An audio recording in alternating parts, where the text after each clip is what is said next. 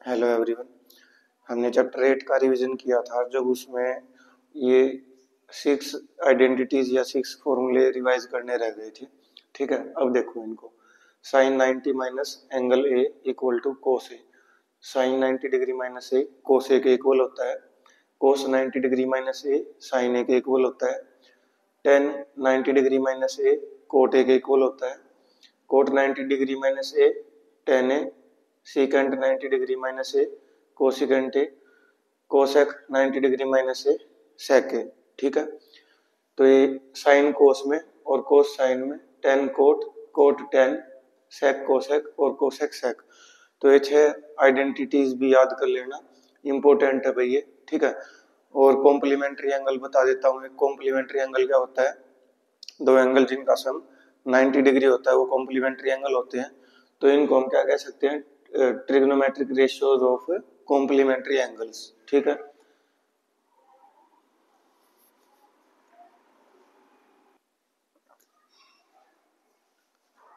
अब हम chapter 9 revise करते हैं, सम एप्लीकेशंस ऑफ ट्रिग्नोमेट्री। ठीक है, इस चैप्टर में ट्रिग्नोमेट्री का यूज है कि डेली लाइफ में हम ट्रिग्नोमेट्री को कहाँ यूज कर सकते हैं। ठीक है, तो पढ़ते हैं इसका बेसिक पहले। Line of site. अब देखो इस फिगर को ऑब्जर्व करो। ठीक है, यहाँ पर सी डी एक कोई बिल्डिंग हो सकती है, टावर हो सकता है, या सी पॉइंट पर कोई ऑब्जेक्ट हो सकता है। ठीक है, यहाँ पर ए ई एक ऑब्जर्वर है, कोई स्टूडेंट हो सकता है यहाँ पर, या कोई इंसान हो सकता है। ठीक है, जिसकी आईज ए पॉइंट पर है, आंखें कहाँ पर है? ए पॉइंट पे है। ठीक है, अब देखो ये यहाँ पर खड़ा है, ये ओरिजेंटल लेवल, ये सरफेस है। ठीक है, अब ए ई ऑब्जर्वर है, यहाँ पर यहाँ से खड़ा होकर वो इस बिल्डिंग या टावर के टॉप पॉइंट सी पॉइंट पे ऑब्जर्व कर रहा है इसको। ठीक है, ए सी लाइन ऑफ साइट होगी, ये हॉरिजॉन्टल लेवल। अब ईडी हॉरिजॉन्टल है और एबी भी हॉरिजॉन्टल लेवल है। ठीक है, ये एंगल ऑफ एलिवेशन होगा। ठीक है, अब समझते हैं डेफिनेशन। लाइन ऑफ साइट देखो, line drawn from eye of an observer to the point in the object viewed by the observer। Line drawn from eyes of observer, observer की आंखों से जो लाइन ड्रॉ करेंगे किस पॉइंट तक? To the point in the object viewed by the observer, उस point तक object के अंदर जिस पॉइंट पे वो ऑब्जर्वर उसको देख रहा है। ठीक है, अभी इस केस में ये ऑब्जर्वर है यहाँ पर ए ई। ठीक है, और ये यहाँ पर इस सी पॉइंट को ऑब्जर्व कर रहा है। ठीक है, तो लाइन ऑफ साइट क्या होगी? ए सी। ठीक है, एंगल ऑफ एलिवेशन देखो, angle formed by the line of site with the horizontal. Line of site और हॉरिजॉन्टल के बीच में जो एंगल बनेगा वो क्या होगा? Angle of elevation. When point being viewed is above the horizontal level, जब जो पॉइंट देख रहा है ऑब्जर्वर वो हॉरिजॉन्टल लेवल से ऊपर हो। ठीक है, that is the case when we raise our head to look at the object.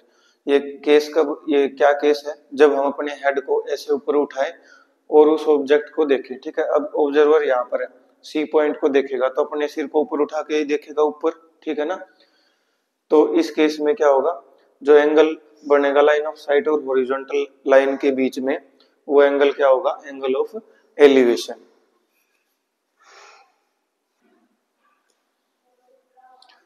Angle of depression, angle formed by line of sight when horizontal with horizontal level when point is below horizontal level, that is the case when we lower our head to look at the point being viewed। देखो ए भी एक कोई building है। ठीक है, इस building के ऊपर कोई ऑब्जर्वर है। ठीक है ना, वो इस किसी ऑब्जेक्ट को देख रहा है जो ऑब्जेक्ट सी पॉइंट पर है। ठीक है, ये ग्राउंड पर है, सी पॉइंट यहाँ पर कोई ऑब्जेक्ट है, ए भी कोई बिल्डिंग है, इसके ऊपर से कोई ऑब्जर्वर इस पॉइंट सी को या ऑब्जेक्ट को ऑब्जर्व कर रहा है। ठीक है, अब देखो ये हॉरिजॉन्टल लेवल होगा, ये डॉटेड लाइन क्या? Horizontal level. ठीक है, अब ये एंगल जो लाइन ऑफ साइट और हॉरिजॉन्टल लेवल के बीच में बनेगा इसको क्या कहेंगे? Angle of depression. ठीक है, देखो angle formed by line of site with the horizontal, line of site और हॉरिजॉन्टल के बीच जो एंगल बनेगा वो क्या होगा? Angle of depression. When point is below horizontal level, जब पॉइंट हॉरिजॉन्टल लेवल से नीचे होगा। ठीक है, that is case when we lower our head to look at the point being viewed, यानी कि जब हम अपने सिर को नीचे ऐसे करके देखेंगे। अब यहाँ पर देखो ए पॉइंट पर ऑब्जर्वर है, ठीक है, यहाँ पर सी पॉइंट को देखेगा तो उसको सिर नीचे करके देखना पड़ेगा, ठीक है।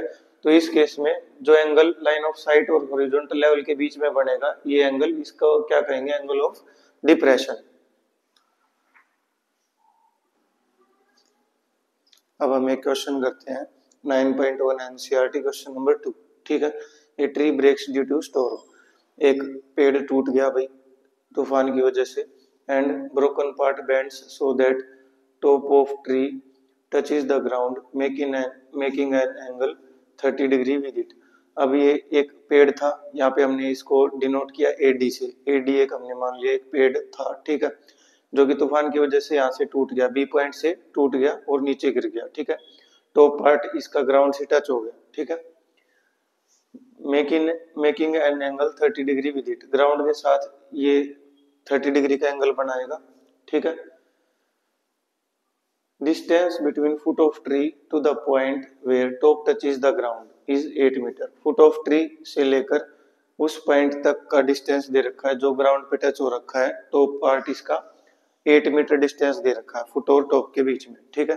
अब देखो फाइंड हाइट ऑफ ट्री, हमें ट्री की हाइट फाइंड करनी है, यानी कि एडी की हाइट फाइंड करनी है कंप्लीट ट्री की, ठीक है। देखो भाई अब पेड़ यहाँ से टूट के बी पॉइंट से इधर गिर गया, ठीक है, तो बी डी और बी सी की वैल्यू इक्वल आएगी, ठीक है, क्योंकि यही पार्ट तो टूट के इधर गिरा था, ठीक है।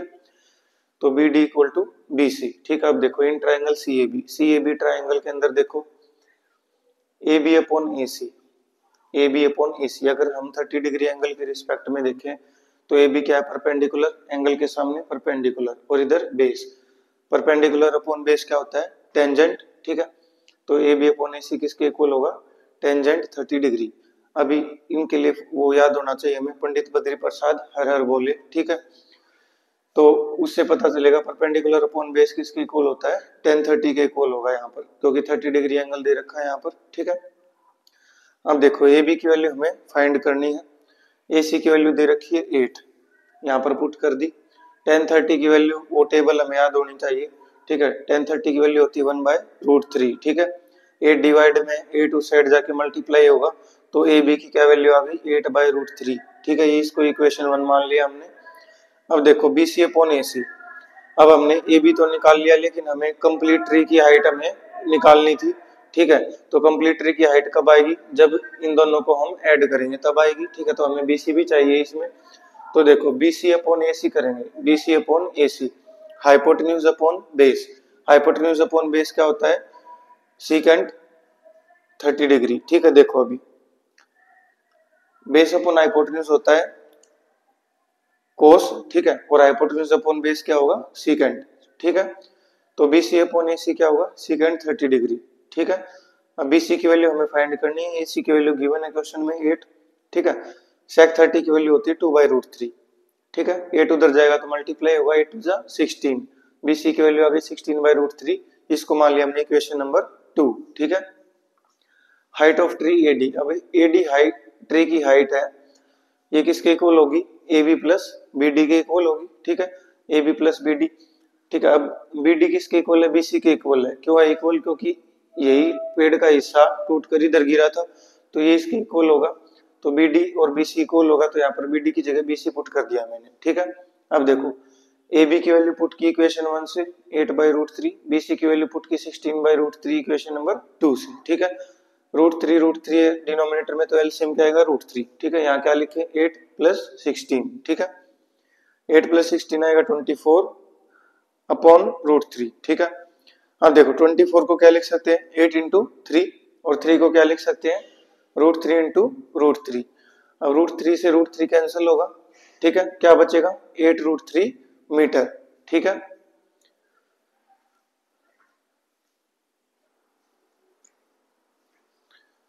अब हम क्वेश्चन नंबर 12 करते हैं एनसीईआरटी 9.1 का। From top of a 7 metre high building, एक बिल्डिंग है जो कि जिसकी हाइट दे रखी है 7 मीटर, ठीक है। Angle of elevation of top of A cable tower is 60 degree, एक केबल टावर है, ठीक है।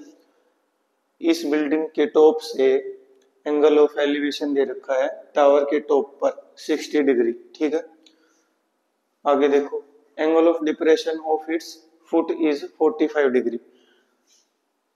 बिल्डिंग के टॉप से टावर के फुट पर एंगल ऑफ डिप्रेशन दे रखा है 45 डिग्री, ठीक है। Determine height of tower, tower की हाइट में फाइंड करनी है, ठीक है। यहाँ पर देखो फिगर समझो, सी क्या है टावर, ए भी है बिल्डिंग, ठीक है। बिल्डिंग की हाइट दे रखी है 7 मीटर, ठीक है। अब ये हॉरिजॉन्टल लेवल होगा, ठीक है। यहाँ पर भी एक हॉरिजॉन्टल लेवल बना लेंगे हम, ठीक है। अब देखो, बिल्डिंग के टॉप से टावर के टॉप तक ये जो लाइन ऑफ साइट है और इस हॉरिजॉन्टल के बीच में एंगल ऑफ एलिवेशन दे रखा है 60 डिग्री, ठीक है।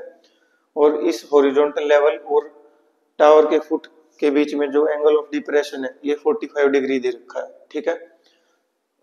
और हमसे पूछा है कि सीई जो टावर है इसकी हाइट बताओ, यानी कि सीई की हाइट पूछी है, ठीक है। क्या होगी देखो, अब जितना ए बी है उतना ही सी डी होगा, क्योंकि ये दोनों तो हॉरिजॉन्टल लेवल है, ठीक है। अब देखो, angle A C B equal to angle D B C, ये एंगल और ये एंगल इक्वल होंगे, क्यों, बी डी और ए सी दोनों हॉरिजॉन्टल लेवल है, तो ये दोनों क्या होंगे, पैरेलल होंगे, ठीक है। ये दोनों पैरेलल, ये ट्रांसवर्सल, तो ये एंगल कौन से एंगल होंगे, अल्टरनेट इंटीरियर एंगल, ठीक है। और अल्टरनेट इंटीरियर एंगल इक्वल होते हैं, ठीक है। तो एंगल ए सी बी कितना आ जाएगा 45 degree, because B D parallel to A C and alternate interior angles are equal, ठीक है। इन ट्रायंगल सी ए बी, अब सी ए बी ट्रायंगल के अंदर देखो, अभी कैसे सोल्व कर सकते हैं हम इसको, हमें चाहिए इस टावर की कंप्लीट हाइट। अब सी डी की वैल्यू तो पता है हमें 7 है, ठीक है, लेकिन हमें डी की वैल्यू फाइंड करनी है। तो बी डी ट्रायंगल के अंदर किसी भी साइड का हमें पता नहीं है, ठीक है। कैसे पता चलेगा, सी ए बी ट्रायंगल के अंदर देखो, यहाँ पर हमें 7 मीटर पता है ए बी की वैल्यू, अगर यहाँ से ए सी की वैल्यू आ जाए तो ए सी और बी डी की वैल्यू इक्वल होगी, ठीक है। तो यहाँ से बी डी की वैल्यू आ जाएगी, फिर बी डी ट्रायंगल के अंदर ई डी की वैल्यू हम फाइंड कर सकते हैं। देखो, इन triangle C A B triangle के अंदर देखो, A C upon A B, A C upon A B, base upon perpendicular, base upon perpendicular क्या होता है, कोट, ठीक है। यहाँ पे एंगल क्या है 45 डिग्री, ठीक है। हम यहाँ पर 45 डिग्री के रिस्पेक्ट में ट्रिग्नोमेट्री रेशियो फाइंड कर रहे हैं, ठीक है। तो A C upon A B equal to cot 45 degree, base upon perpendicular, ठीक है। अब ए सी की वैल्यू हमें फाइंड करनी है, जिसकी वैल्यू हमें फाइंड करनी है वो हम ऊपर लिखते हैं, और जिसकी वैल्यू दे रखी है वो हम नीचे लिखते हैं डिनोमिनेटर में, ठीक है। अब देखो, ए बी की वैल्यू 7 मीटर दे रखी थी, यहाँ पुट की, कोट 45 की वैल्यू 1 होती है, ठीक है। अब ये 7 उधर जाके मल्टीप्लाई होगा तो ए सी की वैल्यू आएगी 7 मीटर। अब ए सी की वैल्यू 7 मीटर है तो सी डी की वैल्यू भी 7 मीटर आएगी, ठीक है ना। देखो,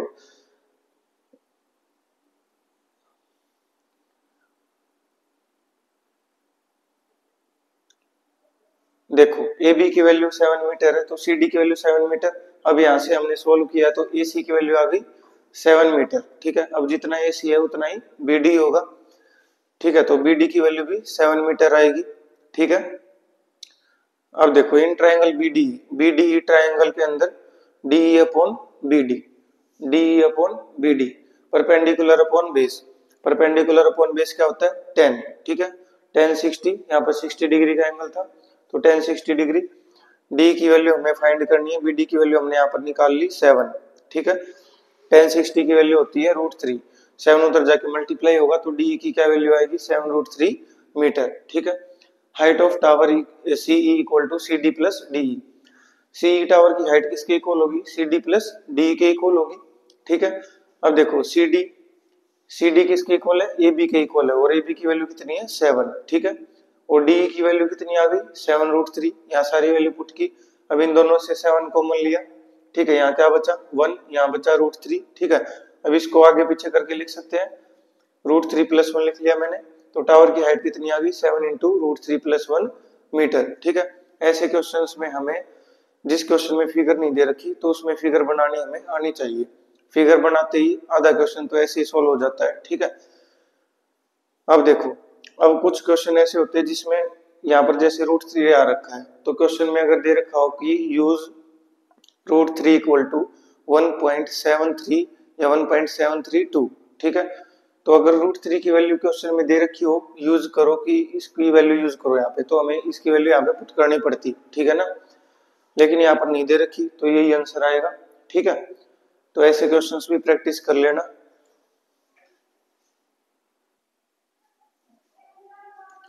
अब हम एक क्वेश्चन करते हैं NCERT 9.1 question number 15। A state highway leads to foot of a tower. ये एक स्टेट हाईवे है, ये एक टावर है, तो ये कहाँ पर जाता है, फुट ऑफ टावर तक जाता है, ठीक है।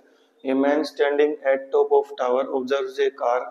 देखो इस टावर के ऊपर एक इंसान है, ठीक है, वो एक कार को ऑब्जर्व कर रहा है at an angle of depression of 30 degree, ठीक है। यहाँ पर एक कार है, उसका एंगल ऑफ डिप्रेशन कितना दे दिया, 30 डिग्री, ठीक है। ये हॉरिजॉन्टल अगर है ईडी तो एंगल ऑफ डिप्रेशन क्या होगा, 30 डिग्री, ठीक है। अब आगे देखो, ये एंगल ऑफ डिप्रेशन है 30 degree, which is approaching the foot of tower with a uniform speed. यहाँ से कार टावर के फुट के पास आ रही है, यूनिफॉर्म स्पीड से आ रही है, यानी कि कांस्टेंट स्पीड से आ रही है, ठीक है।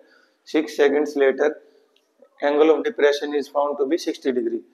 6 सेकंड के बाद एंगल ऑफ डिप्रेशन कितना हो गया, 60 डिग्री। 6 सेकंड के बाद कार कहाँ पे आ गई, बी पॉइंट पे, तो एंगल ऑफ डिप्रेशन कितना हो गया, 60 डिग्री, ठीक है। Find time taken by car to reach foot of tower from this point. इस पॉइंट से फुट ऑफ टावर तक पहुंचने में कार को कितना टाइम लगेगा, ये हमसे पूछा है, ठीक है। ये हमने फिगर बना ली क्वेश्चन के हिसाब से, ठीक है। अब देखो ये एंगल ऑफ डिप्रेशन यहाँ पर 30 डिग्री है, ये हॉरिजॉन्टल है दोनों, ये ट्रांसवर्सल, ठीक है, तो हॉरिजॉन्टल पैरेलल होंगे एक दूसरे के साथ। अब ये 30 डिग्री है तो ये एंगल भी 30 डिग्री होगा, alternate interior angle are equal, ठीक है। अब ये एंगल और ये एंगल इक्वल होंगे 60 डिग्री, ये दोनों पैरेलल और ये ट्रांसवर्सल, बीडी ट्रांसवर्सल, तो क्या होगा, ये एंगल 60 के इक्वल होगा ये, ठीक है। देखो angle DAC 30 degree, DBC 60 degree, because alternate interior angles are equal, ठीक है। अब देखो इन ट्राइंगल बीसीडी, बीसीडी ट्राइंगल के अंदर देखो CD upon BC, CD upon BC, perpendicular upon base क्या होता है 10, ठीक है। यहाँ पर 60 डिग्री है तो 10 60 होगा, ठीक है। यहाँ पर सीडी की वैल्यू देखो, अभी 10 60 की वैल्यू कितनी होती है, √3, बीसी उधर जाके मल्टीप्लाई होगा, ठीक है। सीडी किसके इक्वल आ गया, √3 बीसी, इसको इक्वेशन 1 मान लो, ठीक है। अब देखो इन ट्राइंगल एसीडी, एसीडी ट्राइंगल के अंदर देखो CD upon AC, CD upon AC, perpendicular upon base क्या होता है 10, ठीक है। वहां पर 30 है तो 10 30, ठीक है। 10 30 की वैल्यू होती है 1/√3, एसी उधर जाएगा तो मल्टीप्लाई होगा, तो सीडी की क्या वैल्यू आ गई, AC/√3। अब इसको मान लो इक्वेशन नंबर 2। अब इक्वेशन 1 और 2 को देखो, लेफ्ट साइड इक्वल है दोनों की, तो राइट साइड भी इक्वल होगी, from 1 and 2 √3 BC equal to AC/√3, ठीक है। √3 इधर आएगा तो मल्टीप्लाई होगा, √3 into √3 3, ठीक है। 3BC equal to AC। अब AC किसके इक्वल है, AC किसके इक्वल है, AB प्लस BC के इक्वल है, यहाँ पे लिखा है AB प्लस BC, ठीक है। अब ये BC साइड आएगा तो माइनस होगा, 3BC माइनस BC क्या होगा, 2BC बचेगा। अब ये 2 इधर जाके डिवाइड होगा, ठीक है। तो BC किसके इक्वल आ गया, AB/2। जो ये डिस्टेंस BC है ये AB डिस्टेंस का हाफ है, ठीक है। अब कार यूनिफॉर्म स्पीड से चल रही है तो जो time car AB distance cover करने में लगाएगी उससे हाफ टाइम लगेगा उसको BC डिस्टेंस कवर करने में, ठीक है। Time taken by car to cover BC equal to half of time taken by car to cover AB। क्यों, क्योंकि AB डिस्टेंस का हाफ है डिस्टेंस BC, ठीक है, इसलिए टाइम भी हाफ लगेगा। अब क्वेश्चन में दे रखा था A से B पॉइंट तक जाने में कार को कितना टाइम लगा, 6 सेकंड्स, ठीक है। तो 1/2 into 6, 2 से 6 को कैंसिल करेंगे तो क्या आएगा 3 सेकंड्स, ठीक है। तो B पॉइंट से C पॉइंट तक जाने में कार को 3 सेकंड्स लगेंगे, ठीक है।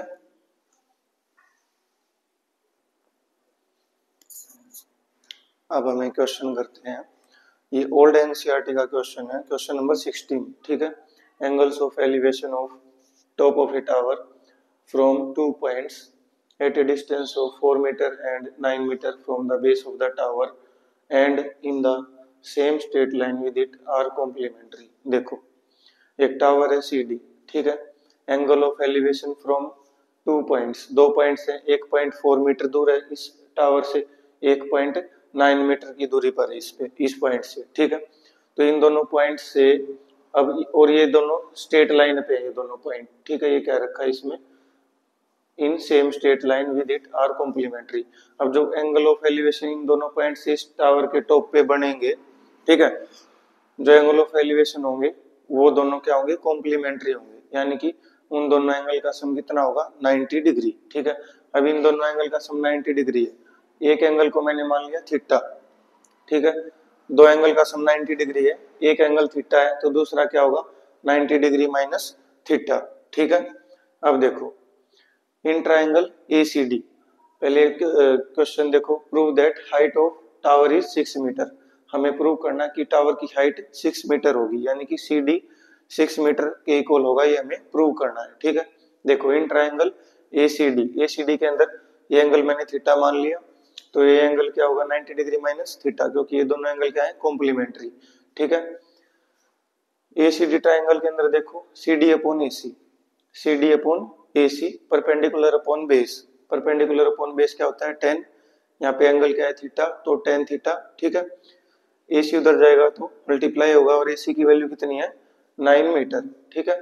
तो सीडी की वैल्यू क्या आ गई, 9 10 थीटा, ठीक है। इसको मान लिया इक्वेशन नंबर 1, ठीक है।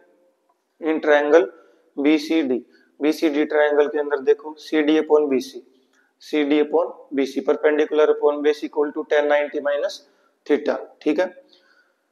बीसी उधर जाएगा तो मल्टीप्लाई होगा, बीसी की वैल्यू कितनी है यहाँ पर 4, ठीक है। तो 4 उधर जाएगा तो मल्टीप्लाई होगा, तो सीडी की वैल्यू क्या आ गई, 4 1090 माइनस थीटा, ठीक है। इसको मान लिया इक्वेशन नंबर 2, ठीक है। अब फर्स्ट इक्वेशन और सेकंड इक्वेशन को ऑब्जर्व करो, दोनों का लेफ्ट साइड इक्वल है, तो राइट साइड भी इक्वल होगी, from 1 and 2 9 10 theta equal to 4 10 90 minus theta, ठीक है। अब देखो 10 90 डिग्री माइनस थीटा हमने पढ़ा था, एक आइडेंटिटी एक फॉर्मूला पढ़ा था, 10 90 माइनस थीटा किसके इक्वल होता है, कोट थीटा के इक्वल होता है। क्या पढ़ा था हमने, because 10 90 minus angle A equal to cot angle A, ठीक है। तो ये आइडेंटिटी हमने यहाँ पे यूज कर दी, 10 90 minus theta equal to cot theta, ठीक है। बाकी सारी चीजें एज इट इज। देखो अब 9 उधर जाएगा तो डिवाइड होगा, 4 अपॉन 9, कोट मल्टीप्लाई में इस साइड आएगा तो डिवाइड होगा, ठीक है। कोट को क्या लिख सकते हैं, 1 अपॉन 10, ठीक है। कोट को क्या लिख सकते हैं, 1 अपॉन 10 थीटा, ठीक है। तो 1 अपॉन 10 थीटा, 10 थीटा ऊपर जाएगा तो मल्टीप्लाई होगा, 10 थीटा इंटू 10 थीटा क्या होगा, 10 स्क्वायर थीटा, ठीक है। अब 4/9 क्या है, 2/3 का स्क्वायर है, दोनों साइड स्क्वायर रूट करेंगे तो 10 थीटा की क्या वैल्यू आएगी, 2/3। इसको मानो इक्वेशन नंबर 3, ठीक है भाई। यहाँ से 10 थीटा की वैल्यू आ गई। अब देखो 10 थीटा की वैल्यू अगर हम इक्वेशन 1 में पुट कर देंगे तो सीडी की वैल्यू आ जाएगी, यानी कि टावर की हाइट आ जाएगी, ठीक है।